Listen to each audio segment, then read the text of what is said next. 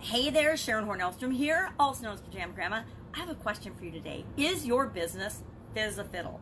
Fiddle, of course, means in good shape, in good health, suitable for the use, fit for use, in fine shape. Now, how do you know if your business is in fine shape? It is defined by us. We can define it anyway. We might compare ourselves to other businesses and say, oh, we're doing really good. We're number one on this chart. We're in the top 500 of this Forbes list or whatever. We're a Fortune 500 company, whatever. But just because you're on somebody else's list doesn't mean your organization is fit as a fiddle. So here's the key, the trick, the strategy I use for assessing the health of my organization. I actually do this for myself as well. Didn't always, wish I would have saved me some heartache and some health challenges, but now I do. And what I do, and what I challenge most of my clients to do as well, is take a snapshot right now and analyze 7 different areas of your business. On a scale of 1 to 10, how would you rate overall where your business is?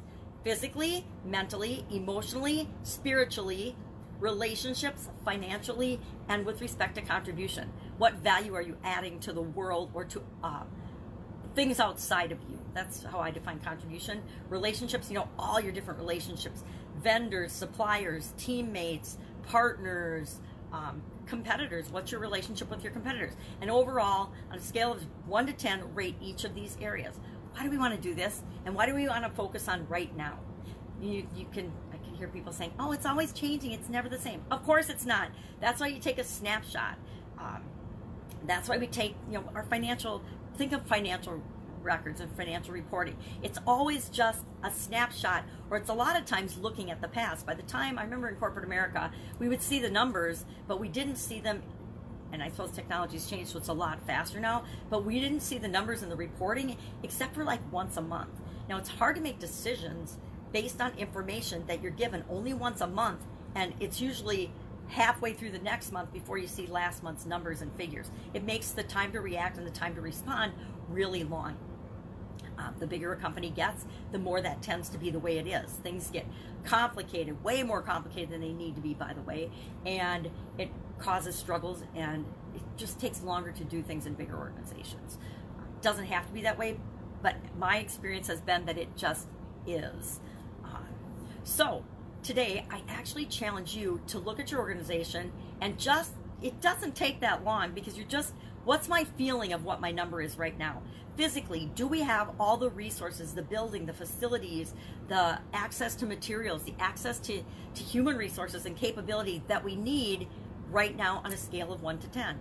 Physically, if I'm looking at my business right now, I didn't do this, but I'm gonna say I would be probably at like a 5 or a 4, because I'm in need of certain resources to make my business go to the next level that I want it to go to. And when you're in a transition period, you tend to be lower in some of these areas than in others. Relationships are the foundation of everything, right? Everything is relationships in business and in our lives, right?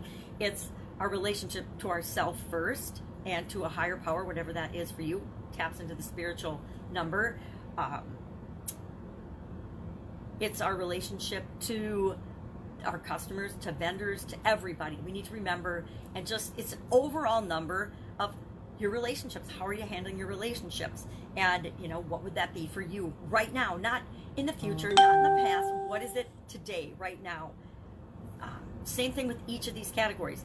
Mentally and emotionally and spiritually, you might say, well, how do I put a number to those? How do I know what that is for my organization?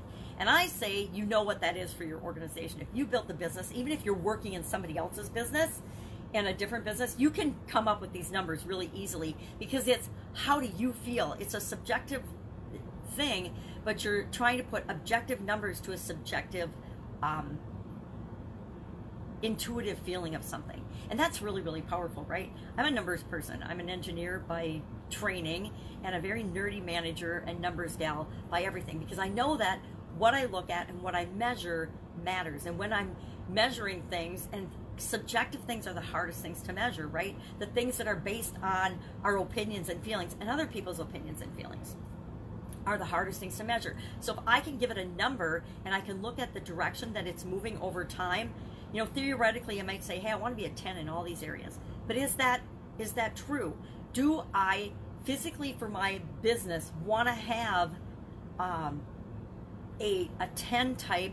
It depends how you define physical. To me, physical is energy, and do I have the energy that I need and the fitness for use to create the business that I want? And if that matches, that's closer to a 10. But do I really want to be a 10 physically? Do I want to have top of the line, state of the art technology and facilities with respect to everything in my business? Probably not. I probably don't want to, which is really interesting because that's the way I feel about my health and my life.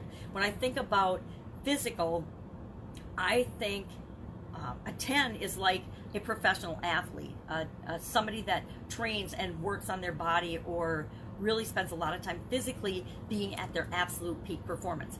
Awesome for them, but the amount of energy, the amount of resources I would have to expend to have that level of health isn't a high enough priority to me personally that I want to ever be a 10, even a 9. I mean, the energy I need to create the business that I want personally, it's probably about a 7 or an 8. I don't need to be a 10, and I don't want to devote the time and energy to create that area of my business or my life as a 10. So whatever your goal is, that's up to you, but where are you right now? Take that snapshot, take that assessment, and just see. And if you're like me, you'll graph the average and you'll graph each individual ones and you'll look at it over time and see how you're moving. And as long as you're moving toward what you want, that's a good thing. It helps you make decisions. If you're moving away from what you want, that's an indicator that you need to make and put more energy into that actual area or aspect of your business. I will contend that probably the vast majority of the people have never looked at their business this way. We look at the financials, we look at the physical things, and that's about it. And it's when we ignore the other areas, the other aspects, the culture, the environment, the relationships in our business that we tend to struggle. And if you do this, this is guaranteed to help you supersize and grow your business. If I can help you with this in any way, hit me up. Otherwise, go out and have a fit as a fiddle day. And I'll, of course, be with you tomorrow with another interesting idiom. What does it mean? Where does it come from? This one actually is from the 16th century. Go figure, 16th century. And fit has always meant fitness for use or in good health. Fiddle, on the other hand, they're not quite sure how that got in, except for it's an alliteration, and people like things that start with the same letter or have the same repetitive letter or sound to them. All right, have a great day. Be fit as a fiddle, and I'll be with you tomorrow.